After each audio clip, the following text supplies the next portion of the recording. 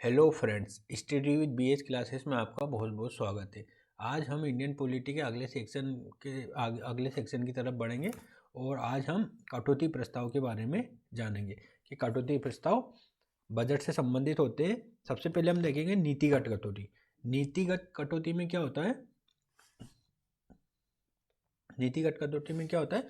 Budget में अगर कोई नीति का पूरी तरह से विरोध करना हो तो इसको नीतिगत कटौती प्रस्ताव को लाया जाता है। ठीक है, और इसमें क्या होता है, पूरी राशि को ही मतलब बोल दिया जाता है कि इसकी घटाकर 1 रुपये कर दो, इस राशि को घटाकर 1 रुपये कर दो। इसे हम बोलते हैं नीतिगत कटौती, मतलब आपकी नीति ही खराब है। ठीक है, नेक्स्ट आता है मितव्ययिता कटौती। मितव्ययिता कटौती मतलब इकोनॉमिक कट। इसमें क्या होता है कि आप कोई बजट में कोई राशि को 1 रुपये से घटाकर वाई कर दो, मतलब कुछ अमाउंट कम कर दो उसमें। ठीक है, नेक्स्ट आता है हमारा, इसका उद्देश्य सरकार को फिजूल खर्ची से बचाना है। और नेक्स्ट आता है सांकेतिक कटौती, मतलब इसमें सिर्फ विरोध दर्ज कराना होता है। मतलब नीति अच्छी होती है, सिर्फ विरोध दर्ज कराना रहता है। तो उसमें बोल दिया जाता है कि जो जितना भी बजट है, जितने लाख करोड़ में जो भी बजट है, उसमें सिर्फ 100 रुपये कम कर दो। ठीक है, सिर्फ ये सांकेतिक कटौती कहलाता है। अब आता है हमारा समापन प्रस्ताव। जो क्लोजर मोशन होता है वो कितने तरह से होता है? सबसे पहले आता है गिलोटिन। देखो गिलोटिन क्या होता है, जब गिलोटिन एक तरह से सामूहिक नरसंहार होता है। जब हिटलर ने द्वितीय विश्व युद्ध के आसपास जब गिलोटिन चलाया था, सामूहिक लोगों को मृत्युदंड दिया था, उसे गिलोटिन कहते हैं। तो इसका मतलब उसी से एक तरह से संबंध निकाला जाता है कि जो गिलोटिन होता है उसमें मतलब एक साथ सारा मतलब प्रस्तुत कर दिया जाता है, बोल दिया जाता है पास। ठीक है, ये गिलोटिन आप उस तरह भी समझते हैं, जब कभी आप प्रोजेक्ट वगैरह बनाते हैं तो जब अंतिम समय में रश होता है तो टीचर सब पे बोल देता है सभी के साइन मानने, मतलब पूरे सभी फाइलों पे हमने साइन कर दिया, इसको मानकर चले। तो उसमें सब बच जाते हैं कि यार किसी ने क्या प्रोजेक्ट बनाया है, किसने क्या प्रोजेक्ट लिखा है, फाइल में क्या लिखा है, तो सब बच जाते हैं। आपके सभी के साथ ऐसा हुआ होगा, मेरे साथ भी हुआ था कि जब अंततः अपन प्रोजेक्ट फाइलिया वगैरह तैयार करते हैं तो जब अंतिम समय में रश होता है, ठीक, तो टीचर बोल देते हैं ठीक है सभी की चीज़ें माननी है। तो इसी तरह से गिलोटिन है, इसमें भी लास्ट में अंततः अगर कोई जब विधेयक के प्रस्ताव पर बिना चर्चा किए उसे पारित कर देते हैं तो उसे गिलोटिन कहते हैं। ठीक है, विगत दो दशकों से भारत में बजट सत्र में गिलोटिन की परंपरा बढ़ी है। बजट में प्रस्तुत प्रस्ताव बिना चर्चा के ही पारित किए जा रहे हैं। ये व्यवस्था संसदीय व्यवस्था के प्रतिकूल और लोकतांत्रिक मूल्यों के विरुद्ध। बजट सरकार का वो माध्यम है जिसमें वो नई योजनाओं को घोषणा करती है, पुरानी योजनाओं को जारी रखने, उसके स्वरूप परिवर्तन आदि को सदन के समक्ष प्रस्तुत करती है। सदन से अपेक्षा होती है कि वो बजट प्रस्ताव पर विस्तृत परिचर्चा करके सरकार की नीतियों का मूल्यांकन करे और आवश्यकता अनुसार सुझाव दे, है ना, जिससे नीतियाँ जनहित और राष्ट्रहित के अनुकूल बनाई जा सके। वर्तमान में संसदीय व्यवस्था में विरोध की राजनीति के कारण सदन की कार्यवाही स्थगित कर दी जाती है। बजट पारित करने की अनिवार्यता को देखते हुए गिलोटिन ही वो साधन दिखाई देता है जिसमें बजट पारित कराया जा सकता है, परंतु यह सरकार को निरंकुश होने के अवसर प्रदान करता है और सरकार अपने राजनीतिक लाभ के लिए बजट को प्रयोग करती है ना। मतलब गिलोटिन को समाप्त किया जाना चाहिए। ऐसे कैसे हो सकता है कि बिना चर्चा की कोई चीज़ पास कर दी जाए? अब आता है हमारा कंगारू समापन। कंगारू समापन मतलब कुछ चीज़ें इसमें किसी विधेयक के प्रस्ताव के प्रमुख प्रावधान मतलब इंपॉर्टेंट चीज़ें देख ली जाती है और अन्य प्रावधान छोड़ दिए जाते हैं। घटक समापन क्या होता है ना, किसी प्रस्ताव या विधेयक के 5-6 खंडों को मिलाकर अगर एक साथ उस पर चर्चा की जाए तो उसे घटक समापन बोलते हैं। साधारण समापन क्या होता है, जिस पर पर्याप्त चर्चा हो चुकी है उस पर साधारण समापन कहलाता है। अब आता है हमारा संसदीय समितियाँ। संसदीय समितियाँ बहुत इंपॉर्टेंट होती है क्योंकि ये संसद के कार्यभार को कम करने में मदद करती है। ठीक है, यहाँ पे एक मेंस का प्रश्न देखेंगे कि क्या आप ही क्यों सोचते हैं कि समितियाँ संसदीय कार्यों के लिए उपयोगी मानी जाती है? इस संदर्भ में प्राक्कलन समिति की भूमिका पर चर्चा कीजिए। ठीक है, तो हम इसके बारे में जानते हैं। संसदीय समितियों से आशय कि अध्यक्ष या सभापति द्वारा गठित किसी एक सदन या दोनों सदनों के द्वारा निर्वाचित या मनोनीत सदस्यों का समूह जो अपनी रिपोर्ट सदन को या अध्यक्ष को या सभापति को जो भी सौंपती है। संसदीय समितियां लोकसभा अथवा राज्यसभा के सचिवालयों के कर्मचारियों के सहयोग में अपना कार्य करती है। अब इनकी उपयोगिता क्या क्या है? संसदीय समितियां संसद के कार्यकाल को कम करने में सहायक होती है। विधेयकों पर विचार करना, विभिन्न आयोगों की रिपोर्ट की विवेचना करना, विभागों के अनुदान की मांग पर चर्चा करना संसदीय समितियों का मूल कार्य। संसदीय समितियां सदन के कार्यों में विशेषज्ञता को सुनिश्चित करती। किसी विशेष विषय से संबंधित विधेयक या प्रस्ताव पर चर्चा करने के लिए सदन में विशेषज्ञ व्यक्तियों को समिति में शामिल किया जाता है। इसके अतिरिक्त समिति को अधिकार होता है कि वो विधेयक से प्रभावित होने वाले समूह, संबंधित संस्थाओं और अन्य विशेषज्ञों से राय मांग सके। संसदीय समितियों में कार्य गोपनीय प्रक्रिया से होता है और चर्चाओं को सार्वजनिक नहीं किया जाता। इससे दलीय राजनीति का प्रभाव समाप्त हो जाता है और सदस्य स्वतंत्र वातावरण में अपना विचार दे पाते। इससे नीति जनता और राष्ट्रहित में बनने की संभावना बढ़ जाती है। अब संसदीय समितियों के प्रकार दो प्रकार की होती है। एक तो होती है तदर्थ समितियाँ, जैसे एडोक बोलते हैं, और एक स्थायी समितियाँ होती है ना। तदर्थ समिति क्या होती है, ये किसी विशेष उद्देश्य के लिए बनाई जाती है और उनका उद्देश्य समाप्त होने के साथ ही ये विघटित हो जाती है। और स्थायी समितियाँ बहुत तरह की होती है, जैसे वित्तीय समिति होती है, विभागीय समिति होती है, सदन संबंधी समिति होती है, जांच समिति होती है, छानबीन समिति होती है, सेना संबंधी समिति होती है। तो हम इनके एक एक बारे में इनके बारे में पूरी को विस्तार से जानते हैं। स्थायी समितियाँ में सबसे पहले हम जानेंगे वित्तीय समितियाँ। ये 3 तरह की होती है: प्राक्कलन समिति, लोक लेखा समिति, सार्वजनिक उपक्रम समिति, है ना। और प्राक्कलन समिति, लोक लेखा समिति को ट्विन सिस्टर भी बोलते हैं, जिन्हें जुड़वा बहनें कहते हैं। दोनों किस को बोलते हैं? प्राक्कलन समिति और लोक लेखा समिति को। ठीक है, अब हम जानेंगे प्राक्कलन समिति। इसमें लोकसभा के 30 सदस्य होते हैं। इनका निर्वाचन किया जाता है। निर्वाचन आनुपातिक प्रतिनिधित्व प्रणाली या एकल मत संक्रमणी पद्धति के द्वारा इनका निर्वाचन होता है। लोकसभा का अध्यक्ष समिति के अध्यक्ष को मनोनीत करता है। परंपरा के अनुसार सत्ता दल का व्यक्ति ही, जो सत्ता दल का व्यक्ति होता है, वो प्राक्कलन समिति का अध्यक्ष होता है परंपरा के अनुसार। इसका कार्य क्या होता है? प्राक्कलन समिति का मुख्य कार्य सरकार को बजट के संदर्भ में मितव्ययिता के लिए सुझाव देना होता है, और इस संदर्भ में वो निम्नलिखित सुझाव देती है या जांच करने का अधिकार रखती है। कौन? प्राक्कलन समिति। बजट में बताया गया वे जिस मत के लिए निर्धारित होता है उसे अधिक प्रभावी बनाने के लिए और खर्च को कम करने के लिए प्रशासनिक और संगठनात्मक सुधारों के संदर्भ में सुझाव देती है। समिति जांच करती है कि धन उसी मद और उसी नीति के लिए किया गया हो जिसके लिए वो बजट में निर्धारित था। प्रशासनिक कुशलता के लिए वैकल्पिक नीतियों को प्रस्तुत करती है। ठीक है, अगर किसी नीति में विशेष परिणाम नहीं प्राप्त हो रहे हैं तो ऐसी नीतियों में परिवर्तन के लिए सुझाव देती है। ये नीति वापस लिए जाने के लिए दबाव बनाती है। ठीक है, तो ये पूरा हो गया हमारा प्राक्कलन समिति के बारे में, है ना। क्या क्या कार्य, इसका अलग से वर्णन करने की जरूरत नहीं है, स्पष्टता आपको चीज़ें समझ में आ रही होगी। अब हम जानेंगे लोक लेखा समिति। लोक लेखा समिति में देखो, लोक लेखा में लोकसभा और राज्यसभा दोनों के सदस्य होते हैं। लोकसभा से जो रहते हैं 15 और राज्यसभा से 7 सदस्य होते हैं ना, सदस्य होते हैं। निर्वाचन कैसे होता है? आनुपातिक प्रतिनिधित्व और एकल संक्रमणी मत पद्धति द्वारा होता है ना। अध्यक्ष कौन होता है? लोकसभा अध्यक्ष द्वारा मनोनीत किया जाता है, और 1967 से ये प्रावधान किया गया है कि विपक्ष का जो सदस्य होगा समिति का अध्यक्ष होगा। ठीक है, इसके कार्य क्या क्या होंगे? लोक लेखा से किया गया खर्च उसी मत पर किया जाता है जिसके लिए प्रदर्शित किया गया है। धन सक्षम प्राधिकारी के द्वारा ही व्यय किया जाएगा, जो है ना सक्षम प्राधिकारी ही धन निकाल सकेगा। अगर लोक लेखा से कोई पुनर्विनियोग किया गया है तो सक्षम अधिकारी द्वारा किया गया हो, इसकी जांच करना। ठीक है, ये पूरी जांच करता है। केग, लोक लेखा संबंधी रिपोर्ट जांच करना, है ना। केग की जो आती है लोक लेखा संबंधी रिपोर्ट, उसकी जांच करना, कंट्रोलर और ऑडिटर जनरल की, है ना। अब वर्तमान में आप ये कमेंट सेक्शन में बताइए कि केग लोक लेखा समिति के अध्यक्ष कौन है। ठीक है, ये पुराने हैं तो अभी आप देख के बताइए कौन है।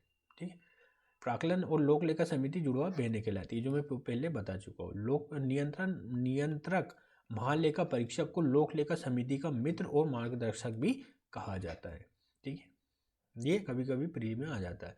अब आता है हमारा सार्वजनिक उपक्रम समिति। देखो, सार्वजनिक उपक्रम समिति क्या होती है? जो पब्लिक PSUs होते हैं सरकार के, है ना, PSUs होते हैं, उनको डेटा को ऑडिट करना। 1964 में गठित की गई थी। 15 सदस्य लोकसभा से और 7 सदस्य राज्यसभा से आनुपातिक प्रतिनिधित्व और एकल संक्रमणी मत पद्धति से निर्वाचित होते हैं। अध्यक्ष मनोनीत होता है, लोकसभा अध्यक्ष के द्वारा मनोनीत किया जाता है। अब कार्य क्या होगा? मैंने अभी जैसे बताया कि सार्वजनिक उपक्रम के लेखाओं की जांच करना, नियंत्रक महालेखा परीक्षक की सार्वजनिक उपक्रम संबंधी रिपोर्ट की जांच करना, ऐसे अन्य विषय पर रिपोर्ट देना जो राष्ट्रपति द्वारा निर्देशित किए गए हो। अब इसमें एक नोट है महत्वपूर्ण, कोई भी मंत्री वित्तीय समिति का सदस्य नहीं हो सकता और किसी समिति का कोई सदस्य मंत्री के रूप में कार्य नहीं कर सकता। समझ रहे हो? मंत्री और सदस्य एक दूसरे के इसमें विपरीत कहलाएंगे। आप अगर मंत्री है तो सदस्य नहीं बन सकते, सदस्य बन गए तो मंत्री नहीं बन सकते, ठीक है। अब आता है हमारा विभागीय समिति, जो विभाग से संबंधित होती है ना, जैसे PWD, इस तरह के जो विभाग बने रहते हैं उनसे संबंधित विभागीय समितियाँ होती है। जैसे 1989 में 3 विभागीय समितियों का गठन प्रयोग के तौर पर किया गया था। वर्तमान में इनकी कुल संख्या 24 है, जिनमें से 16 लोकसभा में और 16 लोकसभा के और 8 राज्यसभा के अधीन कार्य करती है। विभागीय समितियों को गठित करने का उद्देश्य नवीन चुनौतियों को हल करने के लिए विभिन्न मंत्रालयों के विभागों को सक्षम बनाना है। विभागीय समितियां निम्नलिखित कार्यों को संपन्न करती है, ठीक है। कौन कौन से कार्य करती है ये देख लेते हैं। तो मंत्रालय के वार्षिक रिपोर्ट पर विचार करना और सुधार संबंधी सुझाव देना, जो मंत्रालय की रिपोर्ट होती है उस पर विचार करती है।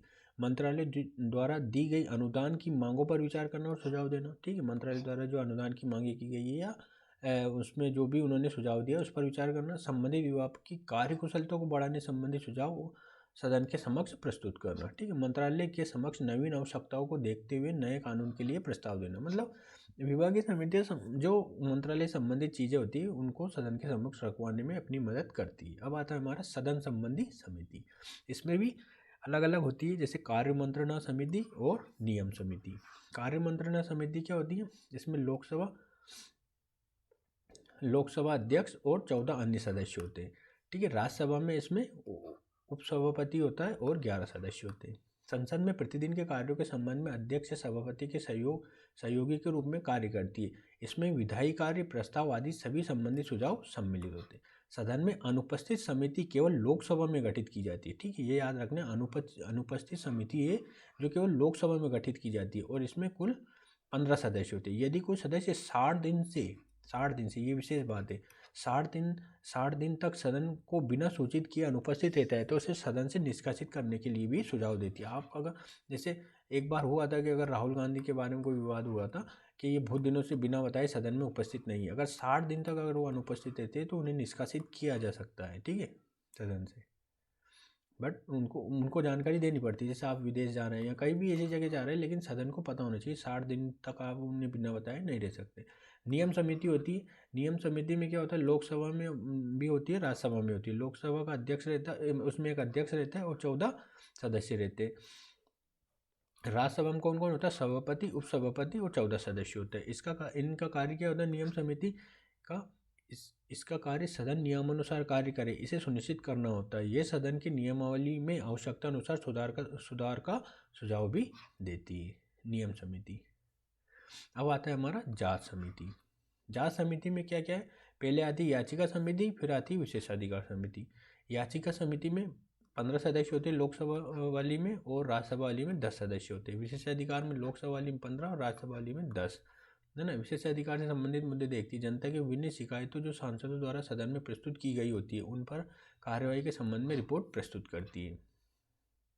अब हम जानेंगे विशेषाधिकार क्या होते हैं। संसदीय विशेषाधिकार के हनन मामले की जांच करती है और अपनी रिपोर्ट सदन को प्रस्तुत करती है ना। विशेष अधिकार वो होते हैं जो इनको मिले होते हैं, सांसद और विधायकों को, है ना, ठीक है। आर्टिकल 105 के तहत विशेषाधिकार दिए जाते हैं, ठीक है, मतलब दिए गए हैं भारतीय संविधान में। छानबीन समितियाँ होती है। छानबीन समिति में कौन कौन सी होती है? सरकारी आश्वासन संबंधी समिति होती है, ठीक है। इसमें लोकसभा से 15 और राज्यसभा से 10 सदस्य होते हैं ना। सरकार की योजनाओं की सफलता और असफलता की ये जांच करती है ना। अब आता है हमारे कुछ अन्य समिति भी होती है, जैसे SC ST कल्याण समिति होती है ना, ठीक है, और महिला कल्याण समिति होती है ना। ये सबका रहता है। जैसे ST SC कल्याण समिति, इसमें भी 20 लोकसभा के और 10 राज्यसभा के सदस्य होते हैं, है ना। ST SC के कल्याण से संबंधित जानकारी, मतलब सुझाव देती है कल्याण से संबंधित। महिला कल्याण समिति में भी सेम टू सेम सदस्य होते हैं और महिलाओं के जो विकास या महिलाओं के सशक्तिकरण से संबंधित ये रिपोर्ट, मतलब सुझाव देती है उनके बढ़ावा के लिए। 1993 में क्या महिला आयोग के गठन के पश्चात उसकी रिपोर्ट पर सरकार की कार्यवाही की जांच करने के उद्देश्य 1997 में ये समिति गठित की गई थी। सेवा समिति भी होती है, जिसमें आवास संबंधित समिति होती है और वेतन भत्ता समिति होती है, ठीक है। इनमें 10 लोकसभा से और 5 राज्यसभा से सदस्य होते हैं। अब हम आएंगे संसदीय विशेषाधिकार। संसदीय विशेषाधिकार भारतीय संविधान के 105 में वर्णित है ना, जो सांसदों और मतलब जो विधायक होते हैं उनको प्रदान होते हैं। सांसदों को लोकसभा मतलब संसद में और विधायकों को राज्य विधानसभाओं में इनको विशेष अधिकार प्राप्त होता है। ठीक है, क्या होता है हम थोड़ा जानेंगे।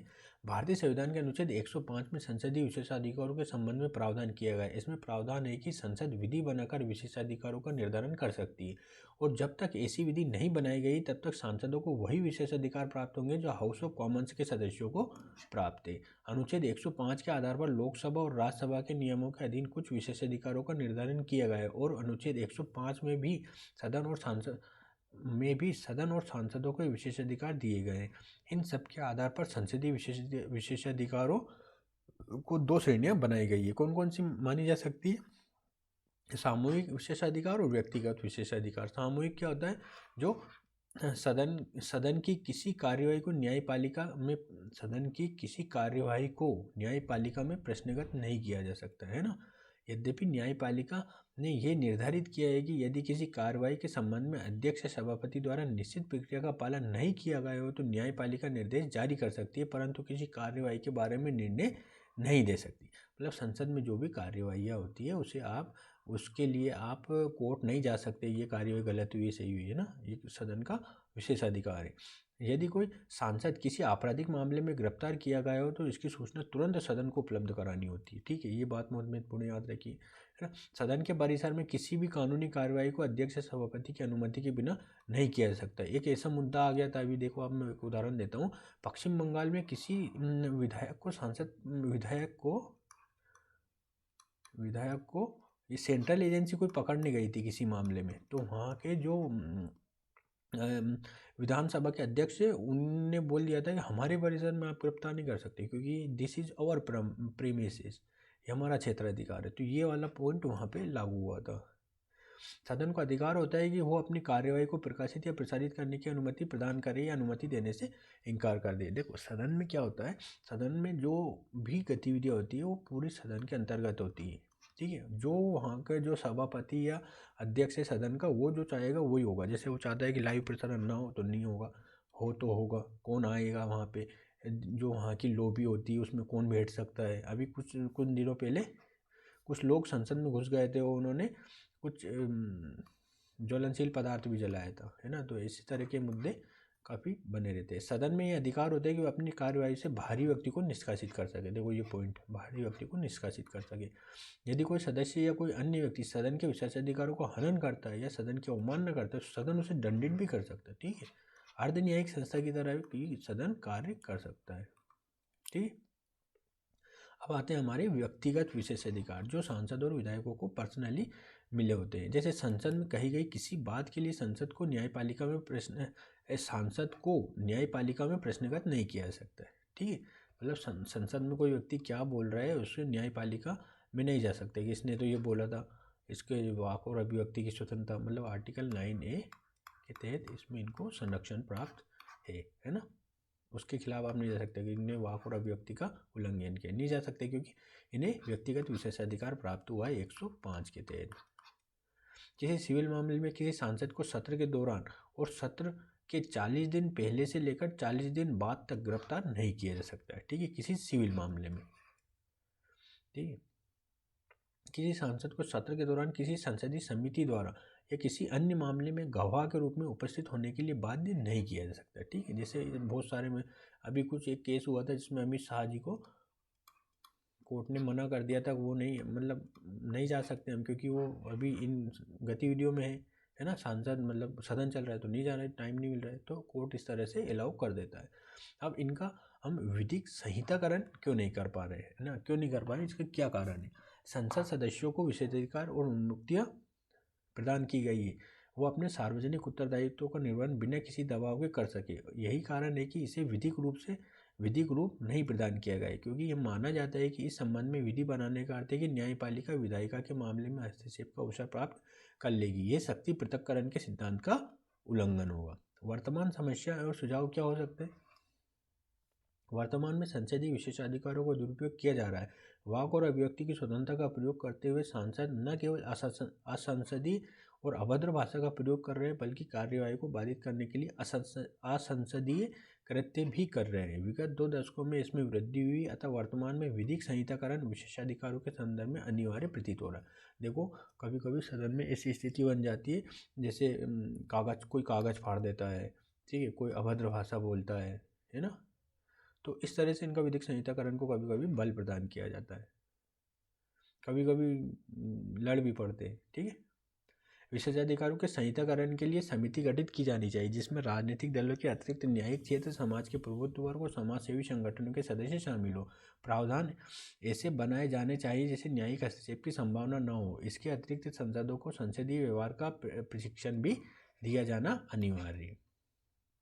राज्यसभा तथा लोकसभा में तुलना हम अब करते हैं। देखो, ये बहुत इंपॉर्टेंट है, राज्यसभा और लोकसभा में क्या क्या तुलना है। किन किन मामलों में लोकसभा ज़्यादा होती है राज्यसभा से? देखो, धन विधेयक में ज़्यादा होती है, क्योंकि ये केवल लोकसभा में प्रस्तुत किया जाता है, राष्ट्रपति की पूर्व अनुमति से प्रस्तुत किया जाता है। स्थगन प्रस्ताव, निंदा प्रस्ताव, अविश्वास प्रस्ताव केवल लोकसभा में ही लाए जा सकते हैं ना। बजट पर नियंत्रण, ठीक है, इसका ही होता है ना, किसका होता है? लोकसभा का।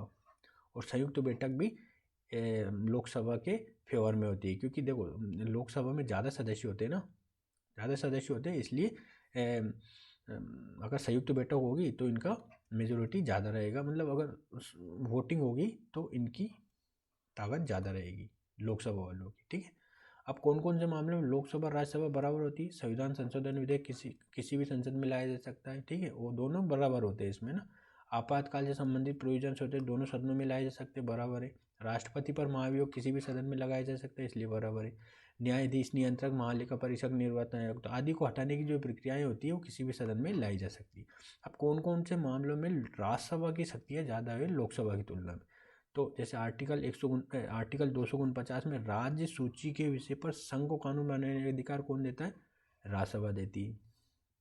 आर्टिकल 312 के तहत अगर कोई नई अखिल भारतीय सेवाओं को सृजन करना है तो वो राज्यसभा द्वारा किया जा सकता है, ठीक है। नेक्स्ट आर्टिकल 249 है, इसमें क्या है? राज्यसभा 2/3 बहुमत से प्रस्ताव पारित करके राज्य सूची के विषय पर कानून बनाने का अधिकार संघ को सौंप सकती है, और ऐसा कानून 1 वर्ष के लिए मान्य होगा। तो ये इसमें भी राज्यसभा ज़्यादा पावरफुल है। आर्टिकल 312 क्या है? वही कोई नई अखिल भारतीय सेवा जो अभी मैंने ऊपर बताया है, ठीक है। अब राज्यसभा की क्या प्रासंगिकता हो सकती है? तो राज्यसभा की अप्रासंगिकता देखते हैं पहले। राज्यसभा को वित्तीय मामले में अधिकार प्राप्त नहीं है, धन विधेयक पर इसे कोई भी अधिकार प्राप्त नहीं है, और वित्त विधेयक पर इसे सीमित अधिकार प्राप्त है। सरकार को उत्तरदायी बनाने के लिए राज्यसभा की कोई भूमिका नहीं है। वर्तमान में राज्यसभा व्यावसायिक घरानों के केंद्र के रूप में विकसित होता दिखाई दे रहा है। बड़े व्यवसायी राज्यों के हितों से कोई संबंध नहीं रखते, और यह माना जाता है कि इन्हें राज्यसभा में स्थान दिलाने के लिए राजनीतिक दल और व्यवसायियों के लिए साझा हित कार्य करते हैं। वर्तमान में राज्यसभा लोकसभा के हारे हुए प्रतिनिधियों की शरण स्थली के रूप में दिखाई देता है। कैसे? जैसे आप ये देखिए कि जो अमृतसर से चुनाव हुआ था उसमें अरुण जेटली हार गए थे, है ना, अरुण जेटली हार गए थे, कैप्टन अमरिंदर सिंह जीत गए थे। लेकिन इन्हें फिर हमने भाजपा ने क्या किया, इन्हें राज्यसभा से ले आया और इन्हें शायद वित्त मंत्री या कोई मंत्री बना दिया गया था। तो इस तरीके से अगर ये लोकसभा से हार गए तो इन्हें इनडायरेक्ट वे में सदन में ले जाया गया और राज्यसभा से ये आ गए, तो ठीक है, ये हारे हुए की शरणस्थली बन जाते हैं, इसलिए इससे भी इसका विरोध होता है कभी कभी। भारत में राज्यसभा की संरचना संघीय ढांचे के अनुरूप नहीं है। संघीय ढांचे में प्रत्येक राज्य का प्रतिनिधि उच्च सदन में समान होता है, जबकि भारत में जनसंख्या के अनुपात में, ठीक है। जैसे यूनाइटेड स्टेट अमेरिका में क्या है, 50 राज्य है, तो वहाँ एक राज्य के लिए एक राज्य में 2 राज्यसभा सीटें हैं, तो वहाँ टोटल लोकसभा की सीटें कितनी हो गई? 100 सीटें हो गई। भारत में ऐसा नहीं, भारत में यूपी के लिए अलग राज्यसभा सीट है, मध्य प्रदेश के लिए अलग है, राजस्थान के लिए अलग है, ठीक। तो ये थोड़ा एक डिफरेंट पॉइंट है। अब इसकी प्रासंगिकता हम देखते हैं, तो प्रासंगिकता भी बता देता हूँ। राज्यसभा विशेषज्ञता को सुनिश्चित करने वाला सदन है। वर्तमान में भी ऐसे नेतृत्व करता है जो लोकप्रिय नहीं है परंतु योग्य और क्षमतावान है। राज्यसभा के सदस्य और विधि निर्माण और सरकार में मंत्री की भूमिका में बेहतर कार्य कर रहे हैं। विगत 2 दशकों में क्षेत्रीय दलों के प्रतिनिधियों की संख्या राज्यसभा में बढ़ी और अब यह वास्तविक अर्थ में राज्यों के हित का प्रतिनिधित्व करने वाला सदन प्रतीत हो रहा है। धन विधेयक को छोड़कर राज्यसभा के अन्य विधेयकों पर लोकसभा की तुलना में सीमित या बराबर शक्ति प्राप्त है। इस प्रकार वो ऐसे विधेयक या संकल्पों को पारित होने से रोकने में सक्षम है जो सत्ता दल के राजनीतित्व को हितों से प्रेरित हो। राज्यसभा की प्रासंगिकता इस संदर्भ में भी सदैव है कि वो जनहित के साथ साथ राज्यों के हितों को विभिन्न नीतियों में समन्वित करती है। जो राज्यों का हित भी देखती है राज्यसभा, है ना, मतलब उनका उद्देश्य है कि राज्यों का हित भी देखे। अब सुझाव क्या दे सकते हैं? राज्यसभा के प्रत्येक राज्य के प्रतिनिधित्व को समान राज्यसभा में प्रत्येक राज्य के प्रतिनिधित्व को समान किया जाना आवश्यक है, जिससे वो सही अर्थों में संघीय ढांचे के अनुरूप कार्य कर सके। राज्यसभा की भूमिका विशेषज्ञ सदन के रूप में महत्वपूर्ण है। अतः यह प्रावधान किया जाना चाहिए कि एक निश्चित शैक्षणिक योग्यता प्राप्त व्यक्ति ही सदस्य के रूप में निर्वाचित हो सके। इसके अतिरिक्त विधि, पत्रकारिता, प्रबंधन, विज्ञान और प्रौद्योगिकी की तकनीकी क्षेत्र में विशेष योग्यता क्षमता रखने वाले व्यक्ति को भी प्राथमिकता दी जानी चाहिए। संघीय ढांचे के अनुरूप ही राज्यसभा की सदस्यता के लिए उस राज्य के निवासी होने की शर्त को पुनः स्थापित किया जाना चाहिए। यह भी प्रयास किया जाना चाहिए कि राज्यसभा के सदस्य राजनीतिक दलों से संबद्ध न हो। ये सब सुझाव है, ठीक है, इनको हम देख सकते हैं। ठीक है, अब हम संसदीय व्यवस्था में क्या पतन है उसके बारे में भी जानेंगे, क्योंकि भारत में कुछ वर्षों से संसदीय व्यवस्था में पतन देखा जा रहा है। भारत में विगत 3 दशकों में संसदीय व्यवस्था में गिरावट देखी जा रही है। ये गिरावट संसद के दिन प्रतिदिन में कार्यवाही में और सदन में होने वाली चर्चाओं में दिखाई दे रही है। विगत 1 दशक में संसद ने औसतन 70 दिन प्रतिवर्ष के अनुपात से कार्य किया है और विगत एक सत्र में औसत कार्यवाही निर्धारित कार्यवाही को 30% ही रही।